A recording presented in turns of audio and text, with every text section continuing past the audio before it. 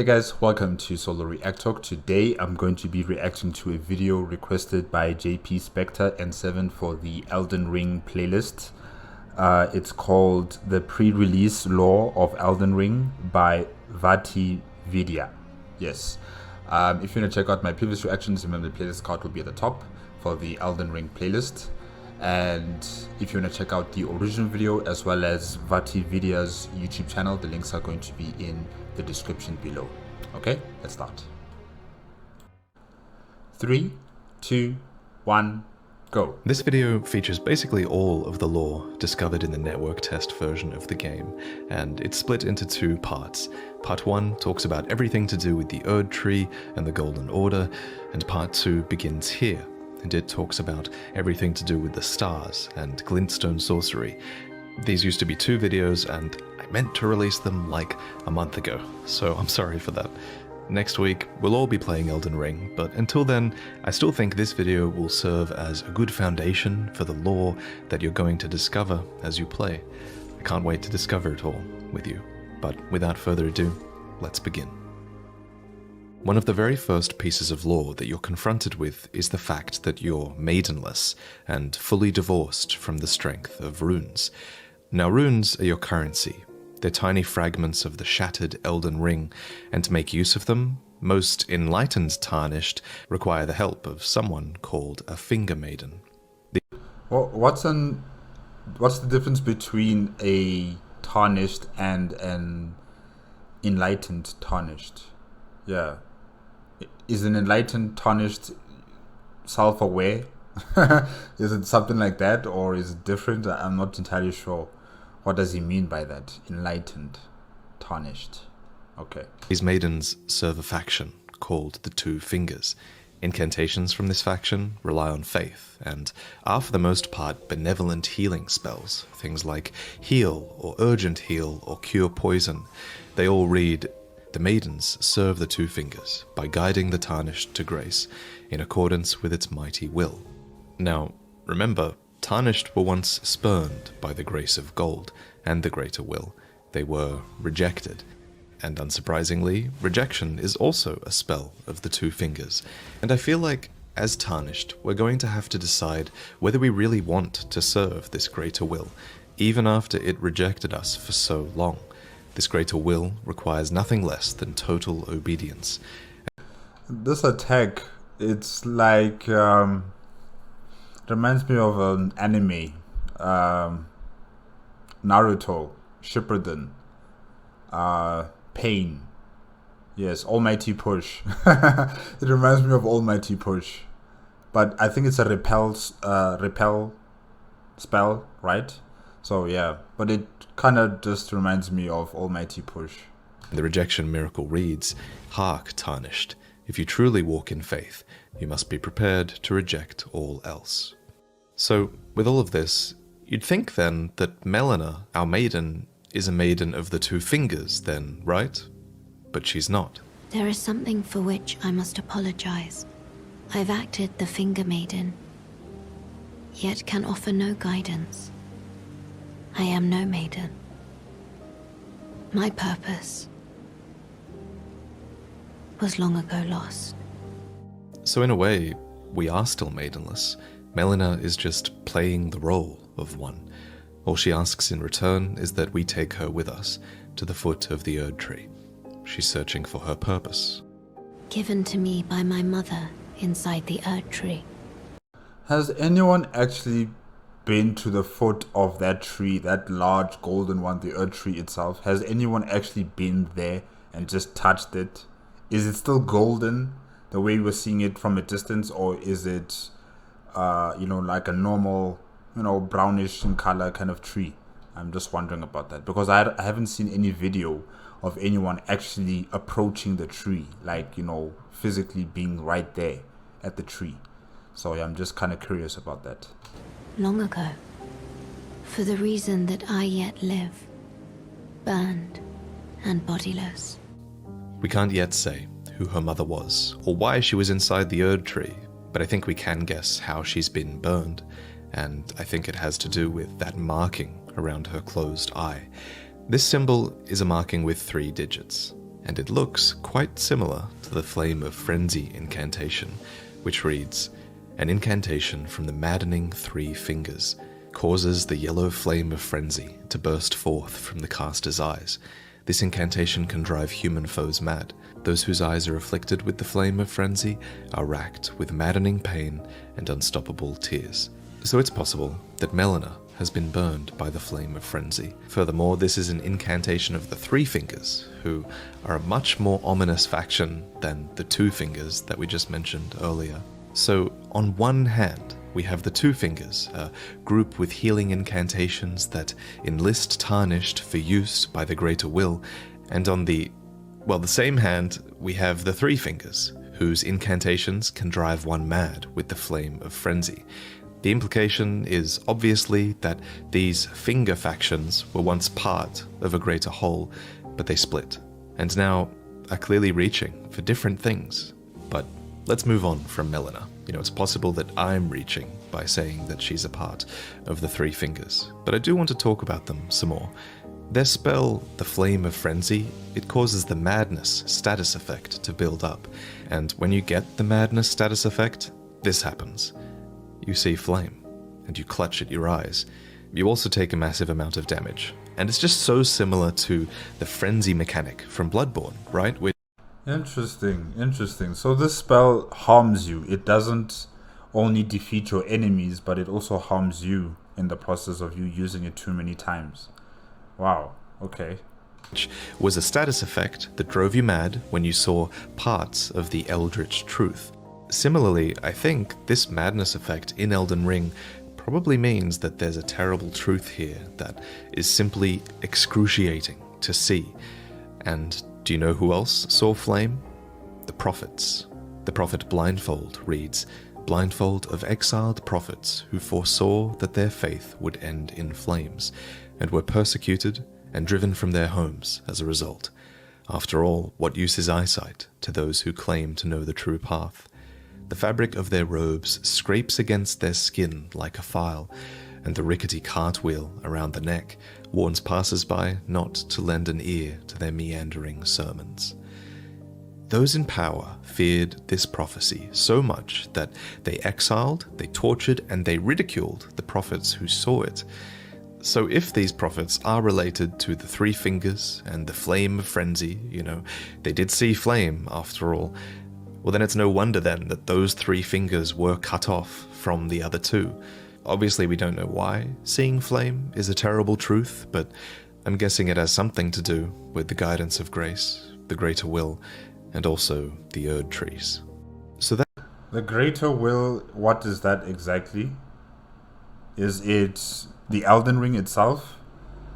Because I know the Elden Ring, the Erd tree derives its power from the Elden Ring, right? So this Greater Will, is it part of the Elden Ring's runes, like the main runes, maybe? Yeah, I'm just trying to figure that out. That brings us to the Erd trees. The Erd tree is that enormous golden tree in the distance, and according to the official website, the Elden Ring is the source of its power. Another way of thinking about that is actually that the Erd tree might be a sort of parasitic plant feeding off the power of the Elden Ring, which is obviously pretty sinister when you think about it that way. Similar to the Age of Fire in Dark Souls, there was an entire age centered around this tree, called the Age of the Erd Tree, and from this golden Erd Tree, many gifts and graces were bestowed upon those in the lands between. One such gift were Tears of Life, considered blessings from the tree. From a gameplay point of view, these tears are really heavily linked to your healing flasks. The Crimson and Cerulean flasks tell us that they are modeled after a golden holy chalice that was once graced by a tear of life, and even the flask of wondrous physic is supposedly a relic of the physic chemists, priests of the Erd Tree. We can see many minor Erd trees growing in the distance as well, and while we can't visit any in the network test, I'm guessing, based on previous games, that they probably give you tears that let you get more healing flask charges or increase the strength of your healing. Okay, so then the minor trees, are they also sapping energy from the Elden Ring? Or are they just growing on their own accord? According to the Japanese item description, the 2 healing flasks are traditionally handed to the Tarnished by their finger maiden when you first meet. And as we know, these are maidens of the 2 fingers, and since these flasks are blessed by the Erd Tree, these maidens of the 2 fingers probably serve the will of the Erd Tree as well. So those 2 things are linked now. And to serve the will of the Erd Tree is one thing, but it appears that there's another faction that worship a force even further up this divine chain. They're called fundamentalists. They think they worship the core, the basic rules, and they worship the golden order or the golden law that the Elden Ring provided. And we know that this golden law is something that shattered along with the Elden Ring. We learn about these fundamentalists through an incantation called Litany of Proper Death. A litany is a sort of holy recital, and this is a holy incantation that devastates undead enemies. It gives them a proper death, and its description reads, an incantation used by Golden Order fundamentalists. Any felled by this incantation cannot be revived. You can use this in the network test against these skeleton enemies, for example, and they never get up again. Also, the Japanese description of a holy water pot goes on to read, the golden law does not permit the logic to live in death. And the Japanese word for logic is interesting because it's the exact same word that Karth used in Dark Souls when he was talking about the logic of the world. You'll recall, in that game, Gwyn broke the logic of the world and created an endless age of fire, which came with a side order of undeath. And now, in Elden Ring, the logic of the world has been shattered in the exact same way. And guess what? It seems like a sort of undeath is occurring once again in this game as well, despite desperate attempts by Golden Order fundamentalists to restore the logic of the world and to purge these newly arisen dead. So let's just take a moment to recap the order of these divine concepts. The Elden Ring is a source of power, so powerful that it commanded the stars. It defined the logic of the world with its Golden Order, which is a type of law, and the Elden Ring is the source of the Erd Tree's power, which led to an age of the Erd Tree. During this age, golden grace filters down through the branches of the tree to the lands between, and it blesses some and spurns others, like the Tarnished, who were rejected. But why were they rejected? Is there some sort of genetic abnormality? Or are they just chosen at random that you'll be rejected? I just need to know about that as well.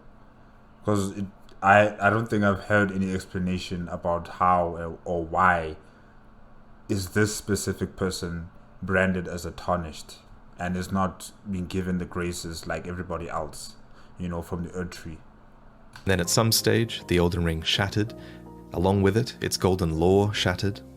And the age of the Erd Tree seems to have ended because of this. Now, closer to the current events of the game, a force called the Greater Will is so desperate to hold onto its previous power that even the exiled Tarnished have been brought back into the fold. Paradigms have shifted now, and now power is up for grabs. Before the ring was shattered, and probably during the age of the Erd Tree, the lands between were ruled by Queen Marika, the Eternal. She's clearly a sort of immortal, and she even had demigod children. So far, we can be almost certain of 2 of her children. There's Godric, the demigod boss of Stormvale Castle, and Godwyn, who was one of the first demigods to fall to the Rune of Death. We don't know much else about Marika, except that you can choose to resurrect at her statues sometimes, which does suggest to me that she has an affection, or maybe at least a use for the Tarnished, especially now that the ring has shattered. Okay, now since this ring has shattered, Queen Marika, where is she exactly? Because I know that she left, but where did she leave to? And when is she coming back? Because now you are the Elden Lord. If you finish the game, you're the Elden Lord. Then what happens? Because Queen Marika is still around. Is she going to come back to the lands in between and say that, okay, I need you to vacate my chair?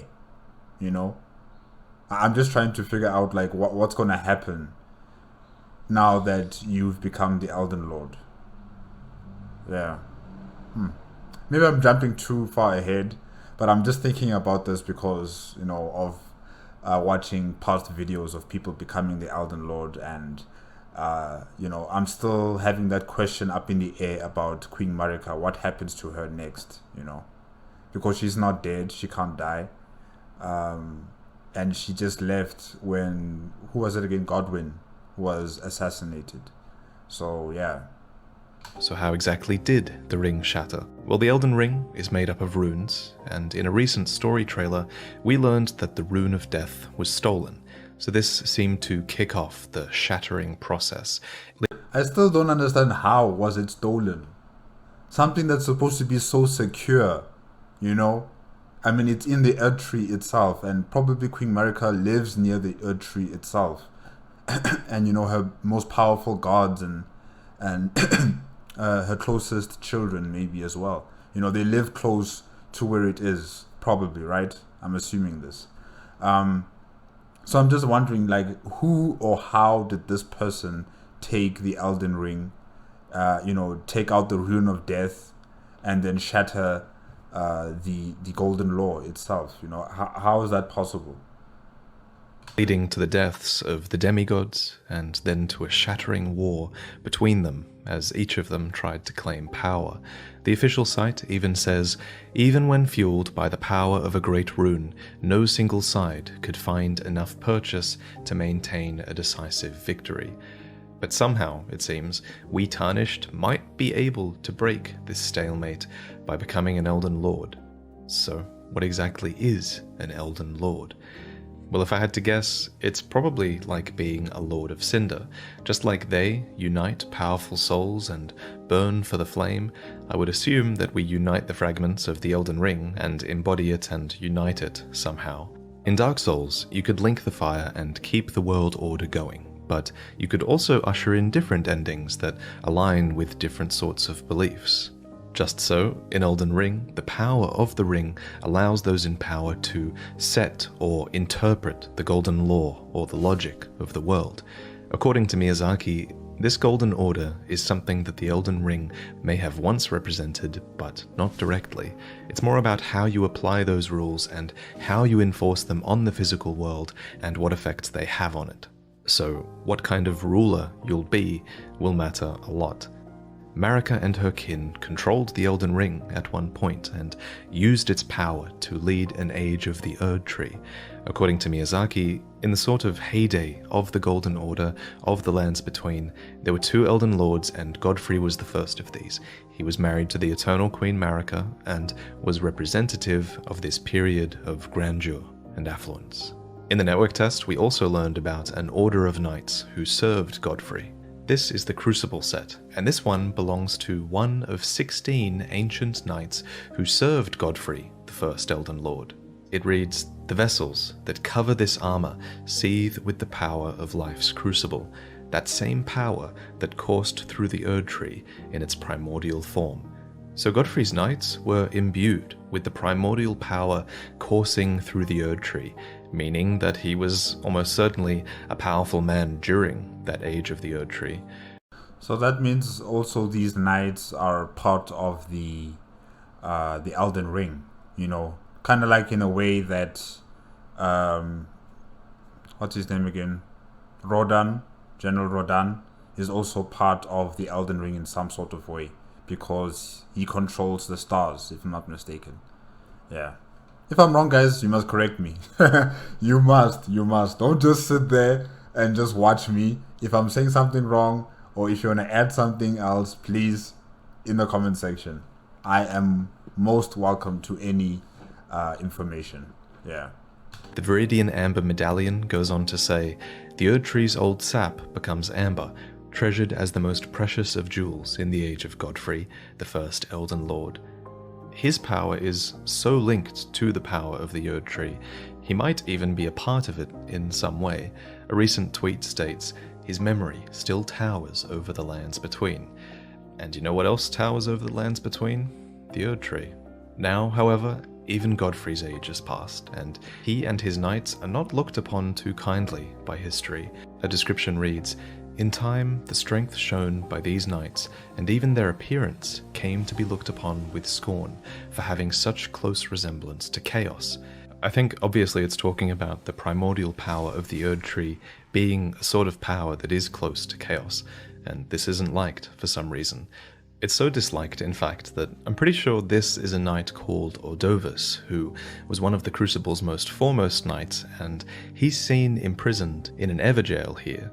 Everjails are sprinkled all over the map that we've seen so far, so for one of Godfrey's own knights to be imprisoned in these jails suggests hostility and punishment by whatever force ended Godfrey's reign.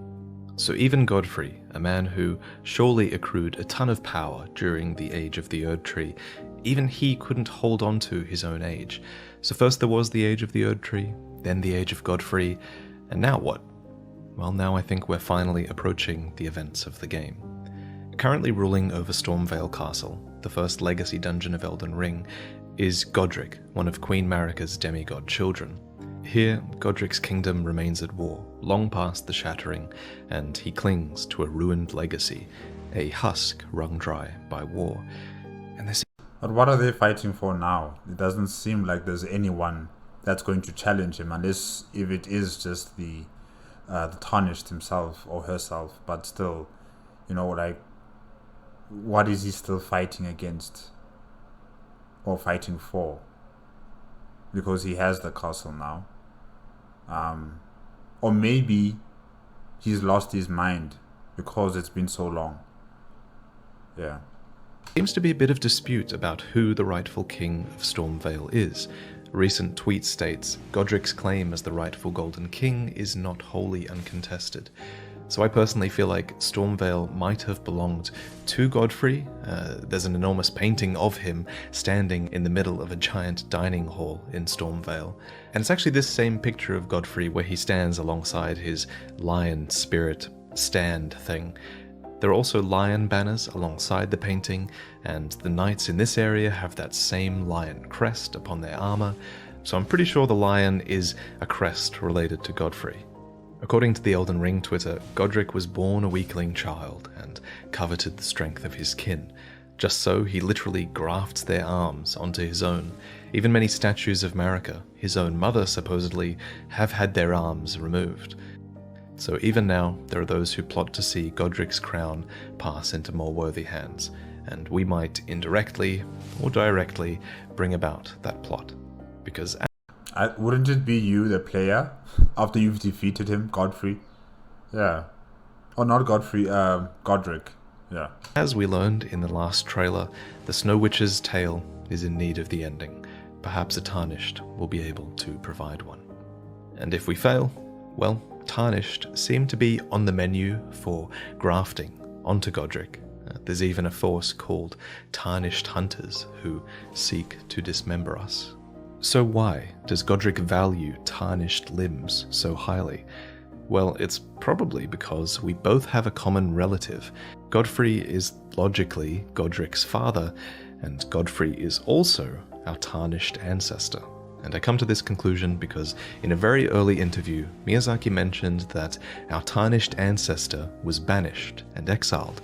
And now, in a recent Edge magazine interview, Miyazaki goes on to say that Godfrey himself became tarnished, and he shares this deep connection with the player character.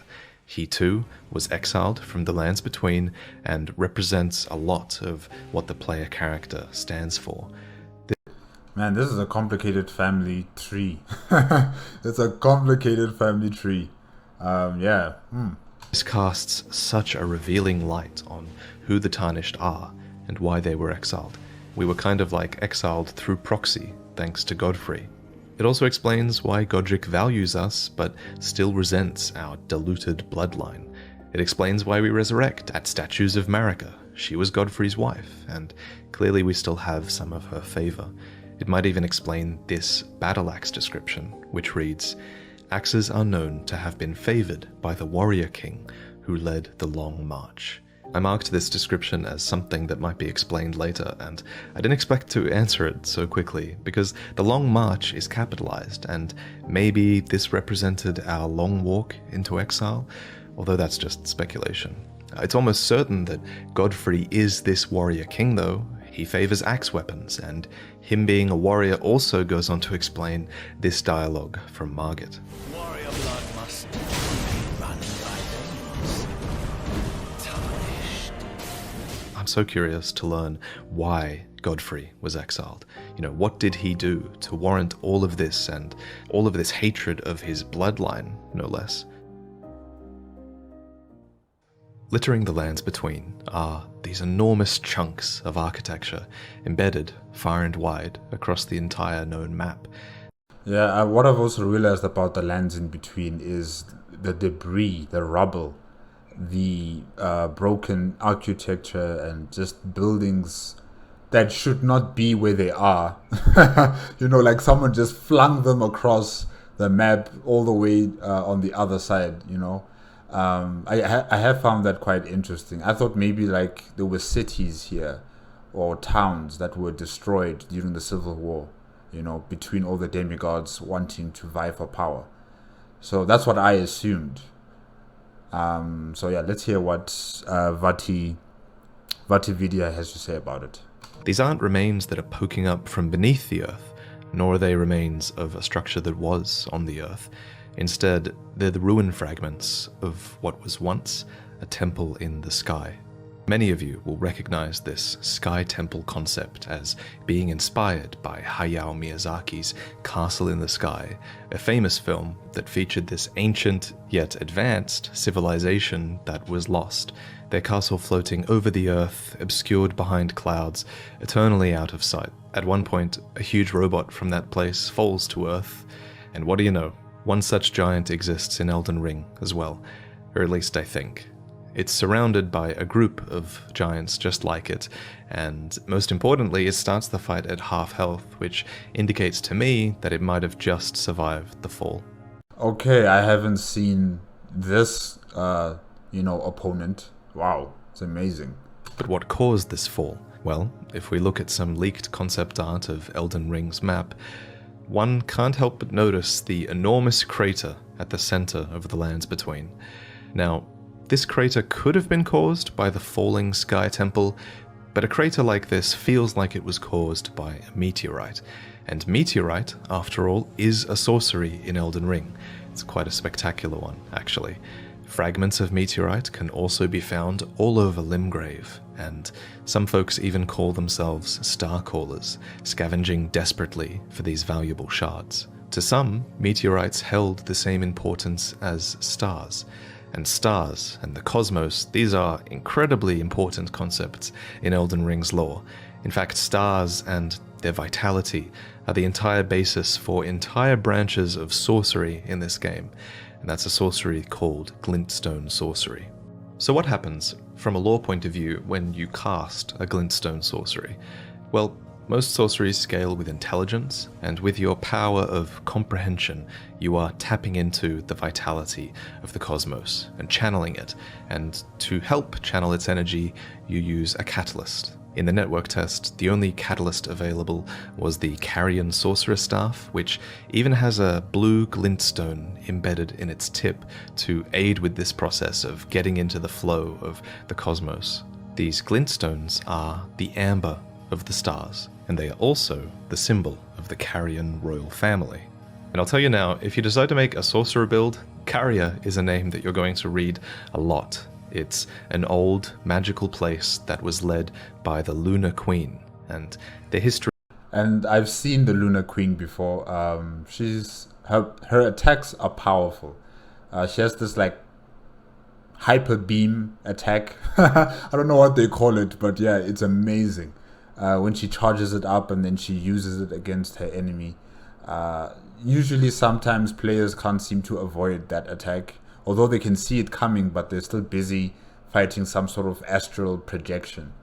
And by the time they're done with it, she fires the attack at the player.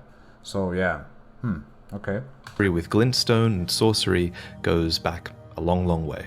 And while this family was clearly incredibly proficient at glintstone sorcery, that doesn't mean they didn't have competition.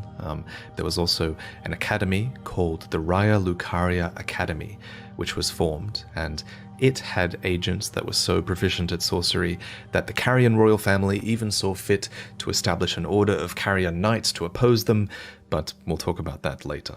For now, you just need to know that back then, the Carrion royal family was at its height, and remnants of their influence appear all over the Lands Between.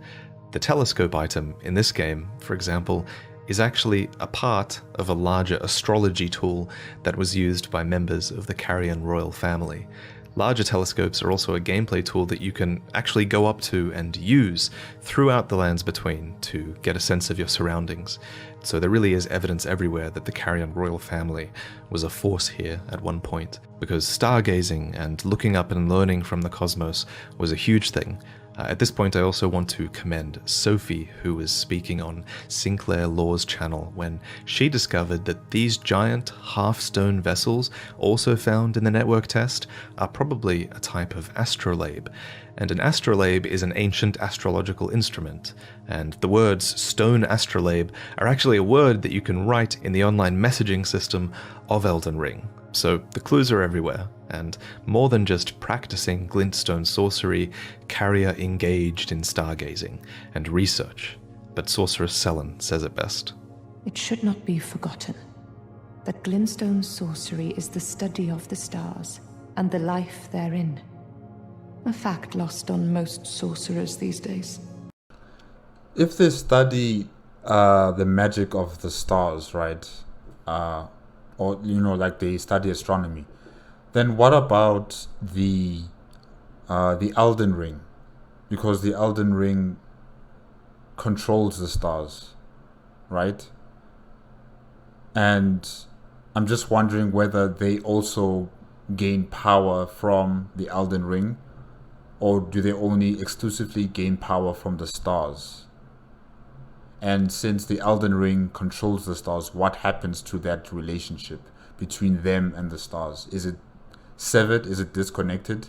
And, now they have to be subservient to the Erd Tree and to the Elden Ring? Or are they still able to manifest their magical prowess even though the Elden Ring controls the stars? Yeah, I'm just trying to ascertain that. And, wouldn't this threaten their existence as an order or as a magical coven? The fact that the Elden Ring overshadows them like this. Yeah. However, the power of Carrier was doomed to fail. Almost every description of the Carrion royal family mentions their decline, but the telescope description says it best. During the age of the Erd Tree, Carrion astrology withered on the vine. The fate once writ in the night skies became fettered by the golden law. It was bound by the Elden Ring. Remember this line from the first trailer? That which commanded the stars. The Elden Ring commanded the stars, and it feels so good to finally understand that line.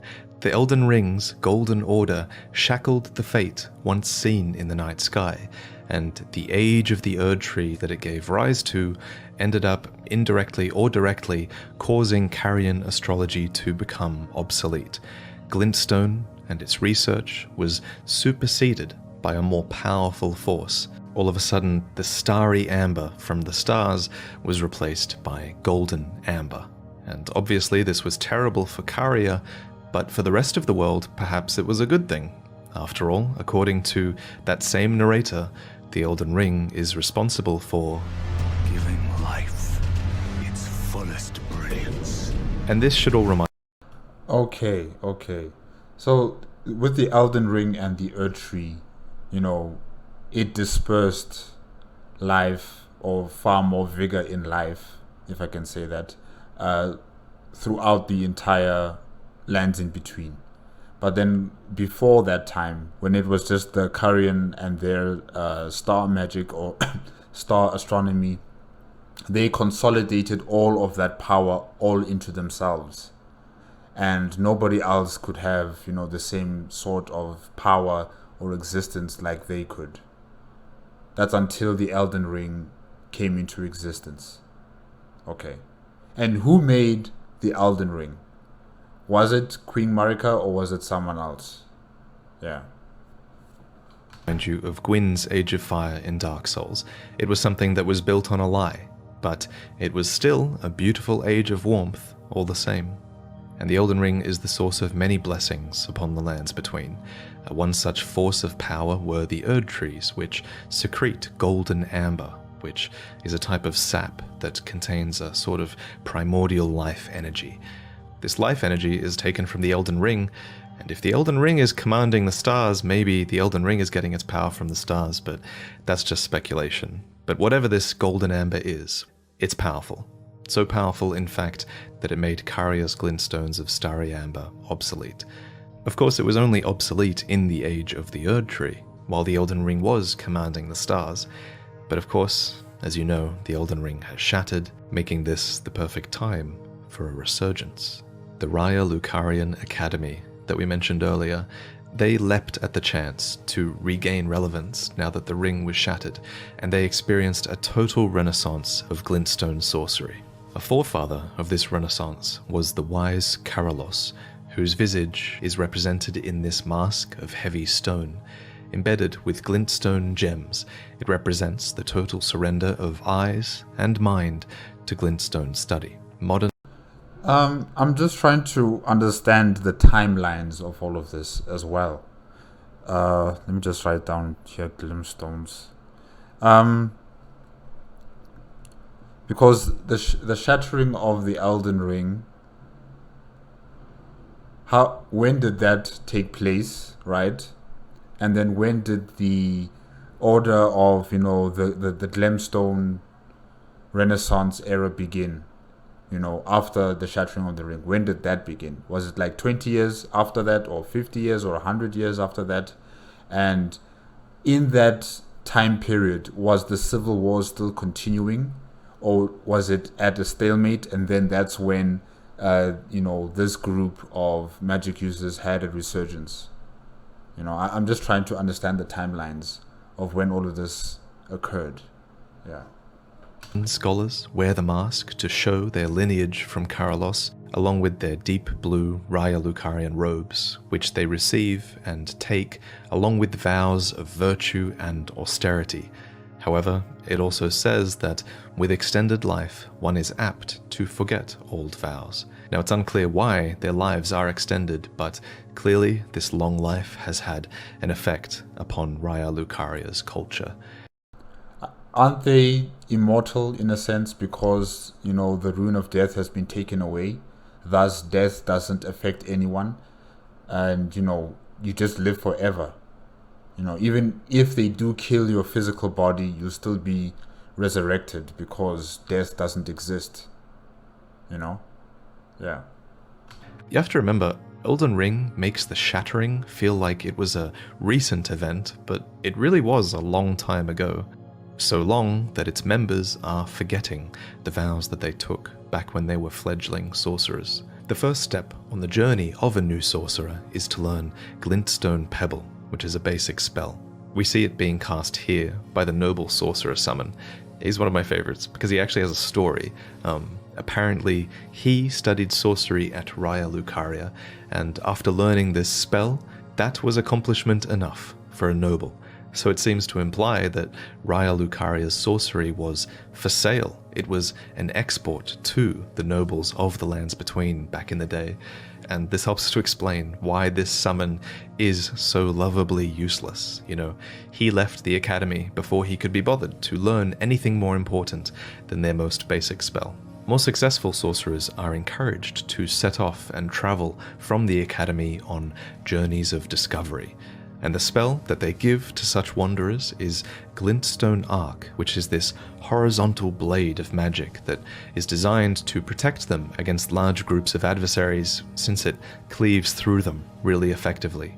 It reads, "Fools often roam in packs," a line that betrays the arrogance that the Raya Lucarian way is superior, and that those without intelligence should be looked down upon, which is also a common sorcery trope in the Soul series. Basically, every sorcerer you meet in these games refuses to teach you unless you have the required intelligence. For example, talk to Sorceress Selen without the required intellect, and you'll get this unique dialogue instead.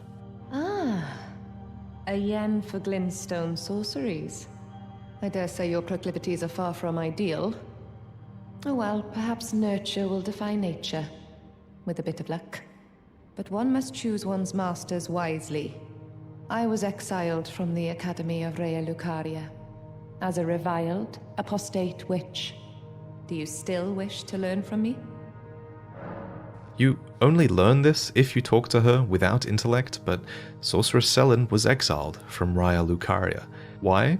Well, maybe it was because she practiced magic other than Rea Lucarian glintstone sorcery. For example, here she teaches the gravitational sorcery, Meteorite, she teaches the carrion sorcery, Bubbles, and perhaps most damningly, she sells a blood sorcery, Briars of Sin. This is an aberrant sorcery, discovered along with red glintstone by those exiled to the north for their crimes. Summons large thorns from a whirl of blood shed by one's own hand in penance for sins. The Academy reviles this sorcery, which draws its power from faith. And, usually in these games, when there's something that scales with intelligence and faith, it means there's a truth here that either clerics or sorcerers don't want to face, because both sides really hate each other, so why is there this overlap? The fact that this cosmic glintstone might be related to the blood of life probably makes the Academy afraid for some reason. That's why they forbid this type of sorcery. But unfortunately, we know precious little about blood sorcery and red glintstone for now. So subscribe and make sure you learn about it later. So to conclude, the Academy is kind of beset on all sides. They look down on the ignorant masses, they revile those who use faith, but that's not all, because they've also somehow made enemies of fellow sorcerers. They have too many enemies. They are surrounded by enemies. No allies to call upon. It's just them alone and their arrogance. That's not common in these games. Earlier we talked about the Carrion royal family, and even back when they were the ones in power, they saw Rea Lucaria as a threat, so they formed an order called the Carrion Knights, who were originally established to counter the Academy. These knights carry shields that reflect sorcery. They cast glint swords blessed by pure moonlight, and their helmets are even ornamented by what looks like a queen chess piece, which is surely a reference to the Lunar Queen of this Carrion royal It's beautiful. family. Of course, the Carrion royal family and their knights have fallen into disarray, but I'm pretty sure they would still be a force in the world. You basically play as a Carrion Knight in the network test, using all of their equipment and spells. And by the way, the Moonlight Greatsword is going to be in this game. You just know it. They have an entire sect that's dedicated to the moon and the blessings from it. But yeah, all of these Carrion item descriptions talk constantly about their decline. But I do have a bit of theory about that. What if their decline was literal? What if Carrier, or some of them at least, ended up underground? Let me explain that theory. So every time you cast a spell in these games, a symbol will briefly flash that shows the type of spell you're using. This is the symbol for blood sorcery. This is one for glintstone sorcery. And this spell, Magic Bubble, uses the symbol for carrion sorcery. And the description of Bubble reads, a lost ancient sorcery used by wretches who dwell in underground ruins. So it's interesting that these wretches deep below the ground are using a spell that has a carrion symbol. Of course, it's still just a theory that the Carrion royal family ended up deep underground. I'll have to thank Loki for that one. But it's a good segue into our next fascinating topic, which is the Eternal City, a place lost in ruin underground, and a place that is mentioned in all item descriptions in the game so far that have to do with gravity. So Meteorite, for example, is still glintstone sorcery, but it's one that draws upon gravitational force, which is obviously still a very cosmic force. This sort of gravitational sorcery was used by a great white king, or kings, in their eternal city, where meteorites held the same import as stars. And that's the end of the video. I'm sorry for the abrupt ending. That narration was recorded a really long time ago, and I kind of go on a rant about the Eternal City, which might end up being proven wrong in a few days. I still want to know more about it though, but okay. So maybe it's best to avoid that and just see where we end up. Thank you so much for watching. I know this was a long video, and I hope it inspires you to check out some item descriptions and read about the lore and really engage with that part of Elden Ring as well. And I'll see you at launch on Twitch and on YouTube. But until then, take care. Okay, guys, that was the pre-release lore of Elden Ring by VaatiVidya. Yes. In the first half, we had, information on the 2 fingers, the 3 fingers, the Tarnished, along with his maiden, who is not a maiden. Not necessarily, because in VaatiVidya's assertion, he believes that this lady, who is your maiden, is probably belonging to the 3 Fingers organization and not the 2 Fingers. Those who use Tarnished for their own, working business transactions. I'm not entirely sure what are they using Tarnished for exactly, but they use them for whatever they need. But the 3 Fingers don't do that, apparently. And yeah, we also went into the magic schools that existed, and how much power they accumulated before the age of the Elden Ring and the age of the Erd Tree, as well as after that Godfrey coming into the picture as the Elden Lord. And yeah, it's all very interesting in terms of how the power balance shifted, actually, from those who were gifted in using magical abilities. They had the intellectual ability to do it, and then it turned into something that everyone and anyone could have. It wasn't just something for the elites. It wasn't just something for those who had magical talent. Now everybody could be blessed. Everybody could have a share or a piece of a rune from the Elden Ring, and directly from the Erd Tree. They'll be having blessings from the Erd Tree.